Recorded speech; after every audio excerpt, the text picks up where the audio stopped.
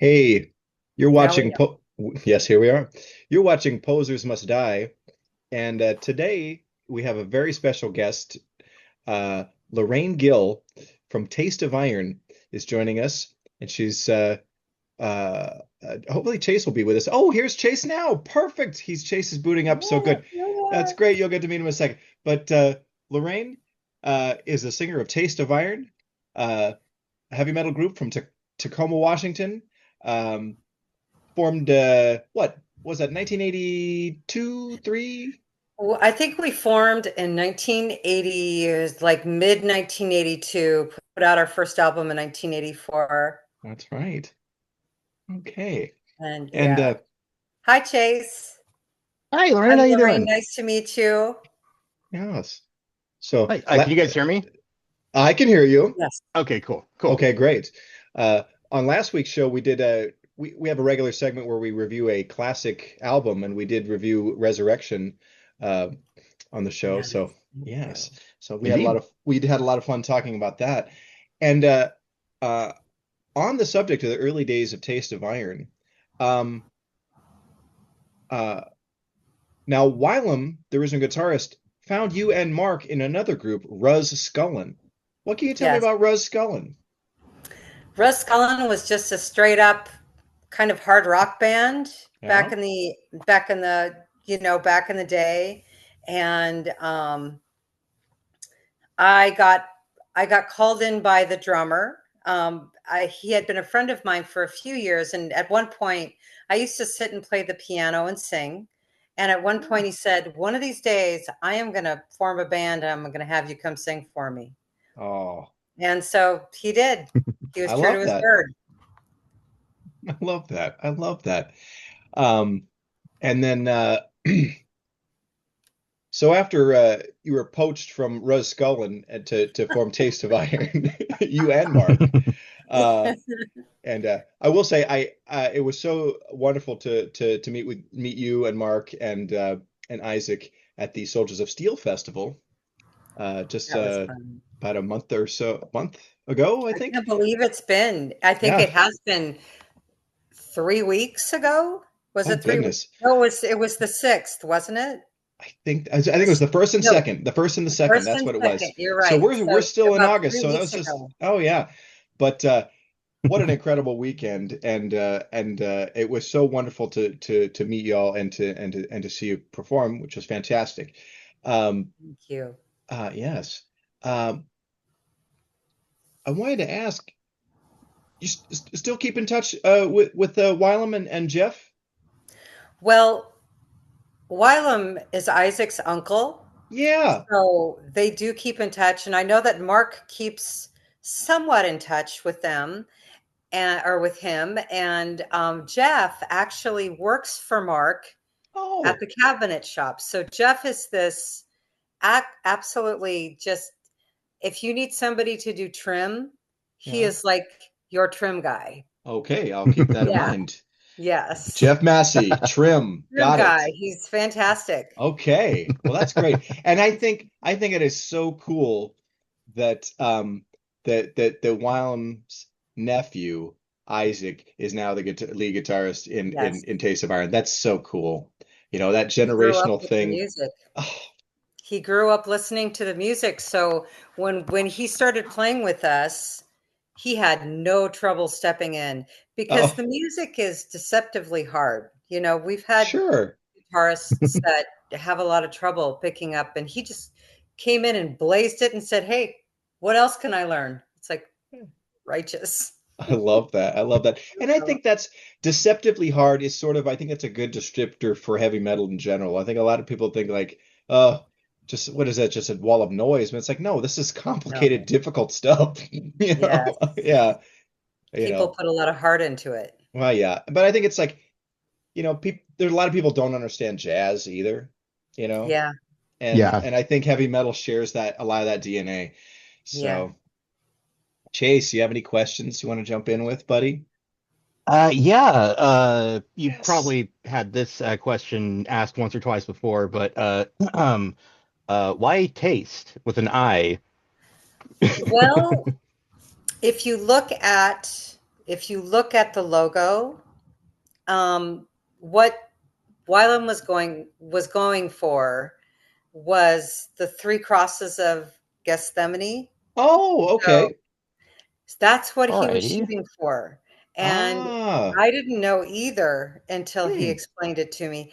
Because back in the day, the cross, the image of the cross was like this was central to heavy metal. sure. I And mean, Yeah. he look at Black sort of Sabbath took and it, Ozzy too, right? yeah, he took the next step. And he wanted to have that image kind of forward. And there were people who thought we were a Christian band because of that, but we never were. Right. And it's funny because So I've seen heavy metal bands where it's like, are they or aren't they? are they And not? there's Yeah, that no. ambiguity there sometimes, you know. Uh, I mean, a lot of people like thought Metal Church were, you know, so, Oh, okay. you know, Yeah, I Yeah. was not. definitely deceived by that one. Yeah. Like, Yeah. I don't know, Yes. guys. Well, it's easy to make that assumption. Sure. I Yeah. did since we're talking about the logo, and I did want to talk about the album cover for Resurrection. Um, is this a painting or a photograph? So I got to show you this because this is interesting. Okay. A gentleman named Scott Bailey. There was a man named David Watanabe who who took a photograph of that image. Let's see where Okay. I don't know if I'm going to be able to find a spot where I can actually show this to you. Oh, Took okay. a picture of this image. He took this image. What this is, I don't know if you can see this. I This can. is the original. This is the original picture that was taken. And so the picture, it's a photograph that was blown up. Oh, And Oh, then a man named Scott Bailey, who I actually know, gave this to me because it was part of his collection, his stock, you know. And oh we wow. sent it to this guy named Scott Bailey, and he painted the logo on. So Oh, all of okay. the logo, my nails, the resurrection. There was various places where he airbrushed things Okay. away that were in the original photo. Yeah, Okay. that's me laying on a table in a warehouse or in a studio that was being built, freezing cold in the middle of winter, oh Oh, with my. Mark as the resurrection guy. yeah, I was gonna say that's Mark in the robe, right? Yes. Yeah, that is great. So Uh, it's quite yeah. see, when Chase and I were talking about the album last week, we were like, man, whoever painted this, they did got such a good likeness of Lorraine. It's uncanny, you know. No. So, It's a real live photograph. okay, okay, okay. Nice. So talking about some ambiguity there, we weren't sure. And So that's very what I interesting. showed you actually is a Kodak photograph. Wow. Huh. So it's not even a print, it's the original. Wow. Okay. Yeah. Well done. I, Yeah. Isn't that cool? I'm stunned. Uh, but that's amazing. Um, and so, oh gosh, um, so Lorraine, can you tell me a little bit about um in the 80s, some of the gigs you played regionally, and maybe talk about also the California trip? Well, locally we played, and some of them I don't even remember very well. We played out in the middle of the woods at a place called the Unit. Oh wow. The guys were up on the top of the U-Haul, and I was down on a stage in front of it. And that night, and it was way out in the woods, and there was a lot of people, and we were playing Mr. Crowley in Wow. one night, and then it was one of the first few songs, and all of the lights went out, and I was Oh, Ooh. alone on the stage, and everybody was like above me. It was it was a strange experience. We played a wow. we played at a place called the Bicentennial Pavilion, Oh, and in that show, there was 1,000 people there that night, and we played with a band called Culprit and a Oh, few other bands. And that night, actually, we had a rather elaborate stage show in which I was hanging from a rope, and the drum riser was a crypt, and the door opens up, and I crawl out from the crypt, and I kind of hunkered down, and I'm down in the fog, and then a guy dressed with the cape, and he was on 2-foot stilts, so he had the black mask and the cape, and he came walking out behind me, and he lost his balance, and he grabbed oh, onto the gate that, or the big fence that was in front of the stage, oh, pulled the whole thing over.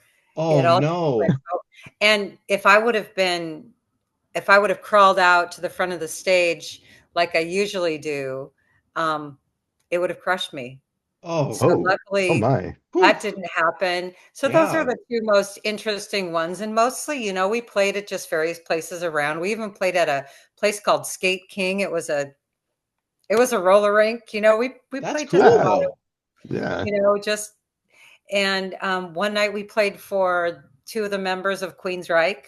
Nice. And that night I lost my voice. Oh, I lost my voice.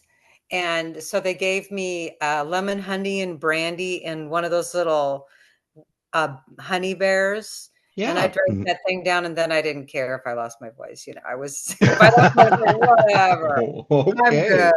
good. Okay. So, but yeah. Wow. And so those I think were the most memorable. Yeah. Locally, it was all just playing in small places and that Sure. kind of thing. And then when we went to California, we played at the Troubadour. Nice. We played at the Dancing Waters 2 weeks Dancing after Waters. Blue Oyster Cult. That Oh, was magic. wow. And we played, let's see, where else did we play? I think those were the big ones. I think we Okay. played at the Dancing Waters and the Troubadour. Okay. Well, that's pretty good. I don't know the Dancing Waters, but the Troubadour is legendary. That's I think Yeah. we just call it the Waters. The Oh, Waters. okay. Yeah. I'll have to do some looking up about that. That's interesting. Didn't you also have like a gig where you were lowered onto stage into a coffin? So the first concert we ever played with Taste of Iron, we were playing it at the old Midland Hall, the place where they originally found us. Ah. And yeah, they made this coffin, and it was kind of too small for me. So when I Oh, crawled inside of it, I had to like curl my legs up a little. I had to like oh, hold my legs up a little bit. And yeah, they lowered me from the ceiling in this coffin, not once, but twice. oh So like boy. they said, we're going to have you run back around and come up to the top, and we're going to lower you back down again. I said, alrighty, whatever. Oh, Okay. So I well, did. way to be a team player, Lorraine. Thank you. And one of the first concerts, I was lowered from the ceiling holding a rope. Oh, oh And I my. think actually we started with Mr. Crowley, and that That's was so cool. on YouTube for a long time. Yeah, I tried looking for that. I think it is gone, I'm afraid, but I think the people who originally posted them took them down. oh, that's Yeah. too bad. Um, but in the I think when Skull Records did the reissue of Resurrection, there was like a trailer out there that does have like some footage from the 80s. So it was really cool to see that. Um, um, With my mushroom hair. it's great. It's great, I Lorraine. The blue jumpsuit, it's great. It's the big great. old mushroom hair, the blue jumpsuit. Yeah. No, it's wonderful. It's wonderful.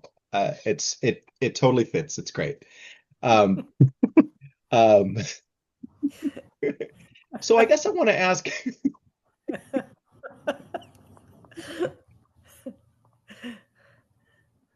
I wanted to ask about the creative process um, uh, for writing songs in Taste of Iron. What was it like in the 80s and what's it like now? In the 80s, for me, that process was pretty fluid. Yeah. And I could write a song pretty simply, pretty fast, and pretty easy. The creative process, though, really it was Bill Pearson, who is Wylam. He would start with like the first stanza. He would give me like the first two lines of the first stanza, and I would take it from there and write the rest of the song. Nice. So most of the songs are collaboration between the two of us. I think Nice. the only song that is not on the Taste of Iron album on Resurrection is Cross of Fire. They started playing that riff and I sat down and in 20 minutes I had written that song. Wow. So Damn. now these days it's not as easy. We're Sure. writing an album right now. Oh. It takes me a long time to actually write a song, and embarrassingly so. I don't Oh. have an easy time writing, and these days it's a collaboration between me and Isaac, and really the songs that we played that we're putting on this new album are Isaac's songs. They're his ideas, and then I just come in and flesh it out. Well, right on. That sounds like it works. I was going to ask, is there a third album in the works? Sounds like there is. That's great. There is, and 5 of the songs we played at the Soldiers of Steel actually will be on that album. Oh, excellent. Excellent. I did want to ask also I love A Cold Day in Hell from the second record. Love that one a lot. Oh, excuse me, I'm like choking. That's all right. Oh, do what you need to do. I understand. But There we are. but yeah, are there any plans to reissue or put out a second pressing of that second record? It's pretty hard to find actually right now. Oh, the second album, you're having trouble? Do you need a copy? I do. I'm not asking for a handout. I'm just like, where can I find one, please? Oh yeah, I can make sure you get one. Okay, I thank have you. we have copies of that. Oh, okay, great. I don't know how many. I'd have to check with Mark how many we have. But if we need to, we have started discussing what it would mean to actually find someone who could actually release that again, because we released it. Yeah. It was no one but us, and we could probably Sure. release it again if there was any interest. Right. Well, perhaps our good friends at Northwest Metalworks would be interested in reissuing it. That would be lovely. Yeah. It would be up to them, of course. Yes, It of would course. always, and it would have to be worth their while for sure. Yeah. But I'm pretty sure that James and Brian are fans as well, and I'm sure they might be interested. And I can't speak for them, but I would imagine. It's something we could talk about. I'd love to actually. We were hoping that they would be interested, even with this next album coming out. Well, are you watching James and Brian? James and Brian, just saying. So, Chad, I love the cat poster behind you, by the way. That's super cool. This? Yeah. Yeah, it's actually my fiance's corner corner of the room here, and Awesome. yeah, I just borrow it. Yeah, it is a cool poster though, Chase. It's pretty bitchin'. Looks a lot like my cat. My cat Timber looks a lot like this. It's coincidental, but yeah. There we go. That's anyway, awesome. Yeah. So I got a question, another question, good. if you don't mind. Okay, so on the song "Bloody Axe," there is this like blood-curdling scream. Was that you? That was me. Yeah. God, that was probably one of the most like my blood came close to running cold. Like, whoa, somebody stabbed somebody in the studio. Like That was me. I can't reproduce it anymore. Sure. Fair. That's fair. the hard thing. Yeah. That's one of the hardest things about the song is that scream cannot. In my 60s, I can't reproduce it. Well, I will not forget it. Yeah. There we go. Well, and you know what? My job is done. Yes. And you know what? And it is preserved for all time on the album. So that's true. Yeah. That's true. Speaking of which, I gotta say, "We Give Life" is like an all-time anthem. I love that song. It's a great record, but that one is like the one for me. Oh, that's awesome. Good to I know. really I love like that that song. one too. That's a great song to sing too. Yeah, It feels really good singing it. yeah. And I guess I want to ask, what are some of your favorites live? I'm guessing Victim Child I was I among love them. to sing Victim Child. It feels really good to sing it. Yeah. From the old stuff, let's see, I have to think about it. Interestingly, Bloody Axe, except for the scream, is a lot of fun to sing. Although I have to tell you, there was a time in history when I could not sing that song just because it's pretty gruesome. Yeah. Yeah. And Yeah. I Yeah. wasn't comfortable singing it for a while. But Sure. um, but that's a really fun one to sing. Cold Day in Hell Yeah. is one of my absolute favorite songs to sing. Yeah. Um, let's see. That I'm one's a trying to gem. think. That's a really good Um, one. Cross the Fire. Yeah. Oh And there's a yeah. couple of songs that nobody's heard. Nobody it hasn't there's a couple songs that were never put on an album, Oh. and those are fun. One's called well, actually no. Headbangers Ball was put on, I think, our second album, I think. It might not have been though. Okay. We did a I'll, song called Headbangers Ball and what was I can't remember the name of the other one. no. Volatile. Oh, okay. And they're really fast and driving, Oh, and those are fun to nice. sing too, but Nice. yeah. And War Pigs. War Oh, Pigs by oh, Ozzy Osbourne. That's my yeah. one of my favorite songs to sing. Yeah. And Number of the Beast. Oh, very Mm. good. We've done those, Yeah. but never, we haven't Yeah. recorded them, but we've done Yeah. them. Yeah. I understand you used to cover Neon Nights too. Oh, yes, I did. Oh hell yeah.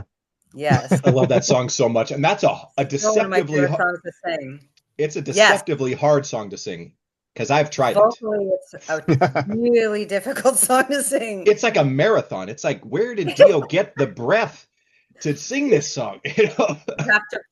You have to know exactly where to place those breaths. Yeah, Yes. and that's like why Ronnie was the master. I mean, like Oh, wow. yeah, you're like, Oh, whew, he was fantastic. yeah, Anything by you Ronnie know, James. I also loved singing. We did for a while with our just last guitarist, Steve Stefanowitz. We sang, oh God. Now I'm blanking on the song. It's Heaven and Hell. oh yeah, Heaven and Hell. I have seen a live version of that that you performed. It was great. That's up Really? on YouTube. Yeah, You've seen a somebody's live one? Oh, cool. there's a live Okay. version of that on YouTube. Yeah, I saw you sing White Rabbit from Yes. Jefferson Airplane. I'm like, Oh hell wow. yeah. Oh, that'd have been Yeah, I missed I it. actually that has always, and it's also my karaoke song. Oh, And I was at a work party, like this huge work party with like all of the stores, and they said, "Who wants to come up for karaoke?" And I said, "Okay, nobody else was biting." So I said, "I will." And so I chose that song. yeah. And nobody knew in that company really that I could sing or anything. So I got up there and I started singing that song, and everyone stopped and turned and looked at me, and there was not any movement in the place as I was singing that song. And Wow. yeah, everybody was surprised. And then somebody came up to me afterwards saying, "It was really interesting that you sang a song about drugs in front of, the owner of the store." It's like, well, That song's about Alice in whatever. Wonderland. What are you talking about? What do you It's yeah, about exactly. It's so innocent. exactly Alice in Yeah, Wonderland. yes. Uh, that is Yeah. terrific. That is terrific. Um, I did have a question about the second album. Um, uh, what kind of guy was Steve Gale? Steve Gale was one of the kindest individuals you could ever know. Um, just a down to earth, solid, good human being. And I mean, as an example, 2 days before he was killed, he built my side fence for me. And he never even, the only thing he charged me for was the lumber, not his time. And that's the kind of person he was. He would do anything for any of us. And when we were playing concerts, he was the person that, after we were all done, he would walk back in and he would watch every single band stand and play. He would stand there and he would listen to every single band. And he was just a solid, wonderful person. He was just amazing. I don't know what else to say. And an amazing guitar player. Yeah, I've seen some footage. He was great. He was great. Oh my gosh. Wow. Yeah, Rest in power, Steve. I know. Yeah. It's still a devastating Yeah. thing to have lost him. Yeah. Yeah. I wanted to be as gentle as I could when I asked about Steve. So I understand. Thank yeah, you. sure. I want to But ask. I Oh, gotta go tell ahead. you, he Oh, was one of the original members of Russ Scullin. that's right.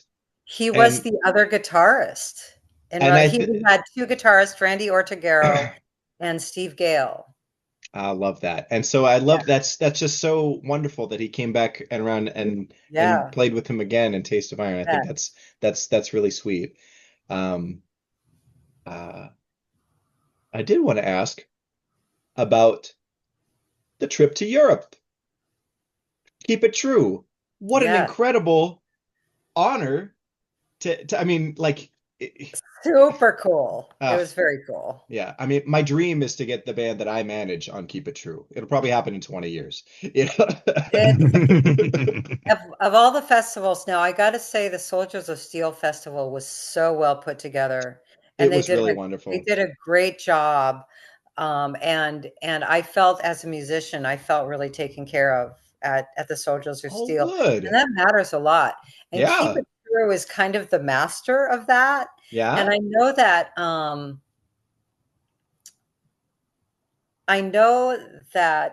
um, Brandon went to Keep It True. Yeah.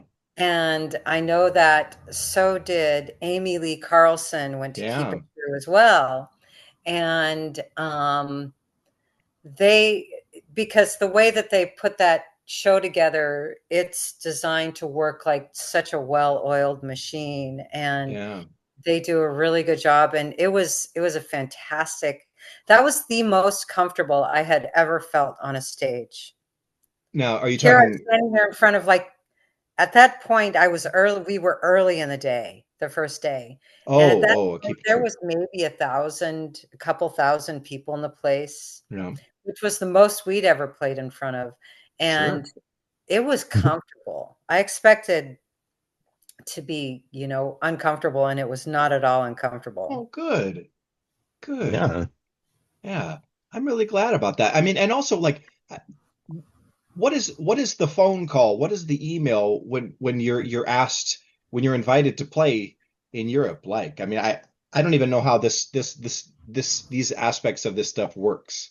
Well, so Bart Gabriel, who is from Poland, he was the one And that put out Skull Records. oh, Bart Gabriel is Skull Records, oh yes, Skull and Records, he yeah. and he called us and asked us if he could re-release the Taste of Iron album, Resurrection, and Yeah. onto CD, and we said that'd be great. And then at some point he knew that he goes to see this festival, he and his wife Marta, and Marta plays for a band called Crystal Viper, which is really, Oh, I know yeah, Oh, Crystal dude, Viper. yeah. Crystal yeah, Viper is great. yeah. I met, so that was so wild because so Bart re-released our album, and then at some point he said, we want to get you on the bill at the Keep It True Festival in Germany. And we all went, what? Fantastic. And so Yeah. he was the one that got us on. Oh, And then the cool thing is that when I was there, it was almost time for us to go up on stage, and I was putting on my makeup and stuff, and I'm standing in this room, and Bart comes in and he says, my wife Marta wanted to meet you. And I was like, oh, fuck, she wants to meet me? Well, oh, nice to meet you. Thank you. yeah. And then when we were on stage, they stood, they were just a few rows back, standing, kind of off to the right, the whole time. And I felt really honored by that. Wow. That was very cool. Wow. Yeah. Very cool. Yeah. That's so cool. And gosh, you know, the European festival scene is just so incredible. They're amazing. And they love heavy metal over there. Oh, Love it. That's like, there are people that's all they do all summer. They go Yeah. on vacation and they just travel around Europe and they watch metal. That's all they do. And Oh, and they love it. gosh. I just like, yeah, Battle I'm like, jackets there were just badass. There was one guy that had a battle jacket that went down to his ankles. oh my gosh, I've seen some of those guys. Yeah. Super cool. I've never seen anything like that before. Yeah. Yeah. They definitely go all out with the battle jackets in Europe. It is really something. Um, gosh, I think, uh-oh. I think that was about all of my questions. Chase, do you have anything here, buddy? I have one more, but it's awkwardly worded. Let me try to see. What do you think it is about you guys that has the taste of iron on people's lips more than 41 years after your first album? That is awkwardly phrased. Yeah. I'm frankly, Chase, I think I called you by the wrong name earlier. I'm so sorry, Chase. Happens all the time. No biggie. I'm surprised. I'm really surprised. Back in the day, in the 80s, one of the things that made us sort of different was that I don't have this operatic voice. I have a tenor voice.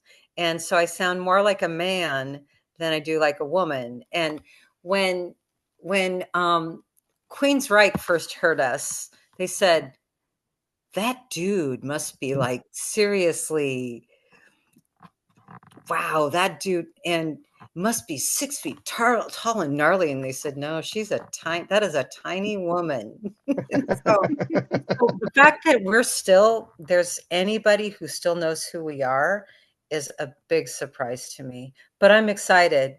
I'm really glad, I don't know. Our sound is distinctly our sound. Yeah. Yeah. And my voice is distinctly my voice and no one else's. And maybe that's part of it. I don't know. Yeah. Well, I think you sound terrific, Lorraine. Oh, thank you. And it is what's that? I said I appreciate that. Well, it's the truth. But I think, when I listen to Resurrection, I think one, I wouldn't have thought it was a male voice, but maybe because came in knowing. But yeah. But no, I mean, like, yes, many of the great, heavy metal voices are tenors, male tenors, but it's great. I mean, I read the review of the album I think from Metal Forces, and they say compared you to both Lee Aaron and Wendy O. Williams, and it's like there's a little bit of that Wendy gravel. I can hear it, tiny, surely, for sure. No matter how hard I try not to have it be there, it's there. Yeah, but no, it's good. It's good. It's that grit that's a good heavy metal voice, So definitely. Good. No, it's fantastic. So what is kind of the timeline for the for the third LP? Well, it's been in the making for several years. Ever since Isaac hit the band, it's been in the making. So that's basically 2020. So we've been working on it for that long. But now we are making, all of the songs are now written. We are recording seriously, and we're just making a very concerted effort to get this album out and produced. Because, Mark and I, we're both in our 60s. Sure. And we want to get it out there before we can't really do it anymore, Sure. I understand that. That is a thing. I look at, like Rob Halford's 77 and he's still doing good, but well, maybe we can continue to do it for a while then. There you go. Rob Halford. Nobody like him though. Our Lord Rob. I've done some Rob Halford. That is also extremely hard. I I mean, can and imagine. Yeah. Wow. Extremely hard. yeah, I mean, those screams are just out of this world. So yeah, Oh, that's and tough. nobody can do, I mean, the people who can actually do, I don't think I did a very good job of them when I was doing them, but it passed. I was passable Sure, doing Rob sure, Halford, but sure, nobody is Rob Halford. sure. Well, Yeah. and nobody is Lorraine Gill either. I guess Ah. that's true, for Yeah, better or for worse. for better. Gravelly voice and all. Oh, well, Lorraine, I want to thank you so much for taking this time to talk with us today. Yes, And very much. Thank you. I'm Thank looking you. forward to hopefully another opportunity to see Taste of Iron. Well, we'll keep you in the know. We don't play very often, but Sure, if we have, and now you are located in Portland, right? that's correct. So that it would be, hey, if we could ever get down to Portland, that would be fun. Well, I might just have to book the show myself. Uh, That would be fantastic. well, okay. Well, Okay. you'll have to hold me to it, Lorraine. I'm gonna Um, hold your feet to the fire now. okay. Oh, Okay. all right. I guess we're just gonna have to bring Taste of Iron down to Portland. Down to All Portland so right. the Sounds like a plan. All right. All Portlandians right. can see this band that they're going, who are these people? And then they'll know. Oh, And they'll know. and Oh, they will know. They and will then they'll be know. like, "Oh man, how did I not know who they were?" So, yes. Uh, Well, but thank you oh, for having me on your show. Lorraine, it was my pleasure. And is there anything you would like to plug? Is there anywhere folks can go to look up Taste of Iron? Sorry, I don't mean to put you on the spot. No, I think the only place that I know of that is YouTube. It's hard to if you look up Lorraine Gill Taste of Iron, if you look up Taste of Iron, spelled TAIST, of course, things come up. If Okay, you Google us, things come up, and over the years, various different things come up. And okay. so I don't know what's there right now, but I know that I'm in the Encyclopedia of Metal Maidens. Yes, Ah. that's There's a an very. encyclopedia. I'm in there, but There you yeah, go. I think it's just you Google us. And if you Okay. go on YouTube there, I don't know what's on YouTube right now, but there might be things here and there. It sounds like you've seen a few things. There's some live Yeah. footage from recent years, from the reunion years. So Yes. so yes, there is stuff out there, and yeah. So I'll be in touch, and I guess we'll just have to put a show together down Sounds here in good. Portland. All I right. think so. Okay. All right. Okay. Thank Lorraine, you, Chase. Nice to meet you. And thank Nice, you, Nicholas. I nice. appreciate it. thank you, Lorraine. Thank you so much for your time. I appreciate it. You are welcome. Okay. Horns up, everybody. Horns Woo! up, man. Good night. Thank you, Lorraine. Good night. You're welcome. Thank you.